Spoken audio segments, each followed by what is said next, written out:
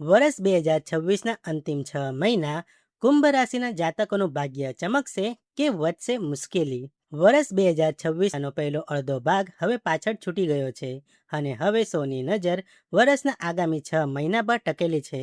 જુલાઈથી December સુધીનો સમય જ્યોતિષ દ્રષ્ટિએ ખૂબ જ મહત્વપૂર્ણ માનવામાં આવી રહ્યો છે, કારણ કે આ સમયગાળા દરમિયાન ઘણા મોટા ગ્રહો ગોચર કરવા જઈ રહ્યા છે. શનિ, ગુરુ, સૂર્ય, બુધ, શુક્ર અને મંગળની ચાલ ઘણી રાશિઓને પ્રભાવિત કરશે. આવા સમયે એ જાણવું ખૂબ જ મહત્વપૂર્ણ બની જાય છે કે કુંભ રાશિના જાતકો માટે આગામી 6 મહિના કેવા રહેવાના છે, કારણ કે આ રાશિઓ પર શનિની સાડા સાતીનો ત્રીજો તબક્કો પણ ચાલી રહ્યો છે.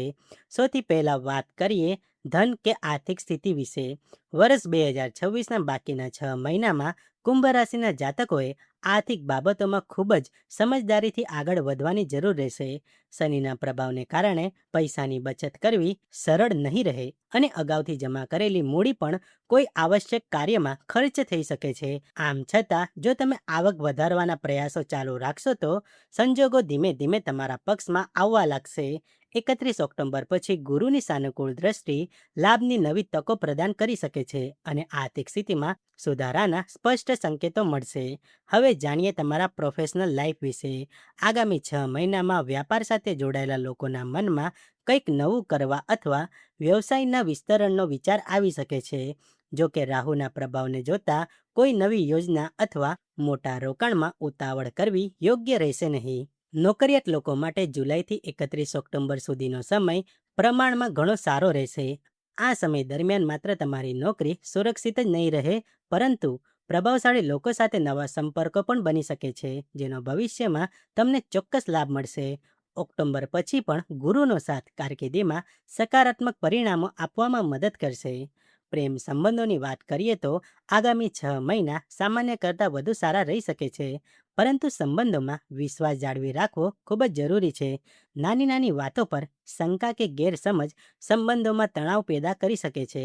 જો તમે પ્રામાણિકતા, પારદર્શિતા અને સમર્પણ સાથે સંબંધો નિભાવશો તો તમારું પ્રેમ જીવન સુખદ બની રહેશે. પરિણીત જાતકોએ પણ સંબંધોમાં ધીરજ અને સમજદારીથી કામ લેવાની જરૂર પડશે. જો કે ગુરુનો સહયોગ ઘણી પરિસ્થિતિઓમાં રાહત આપશે, તેમ છતાં બિનજરૂરી વિવાદોથી અંતર જાળવી રાખવું જ તમારા હિતમાં રહેશે. અંતમાં સૌથી મહત્વની વાત તમારું સ્વાસ્થ્ય. સ્વાસ્થ્યની દ્રષ્ટિએ વર્ષ 2026નો આગામી 6 મહિના વિશેષ સતર્કતાની માંગ કરે છે.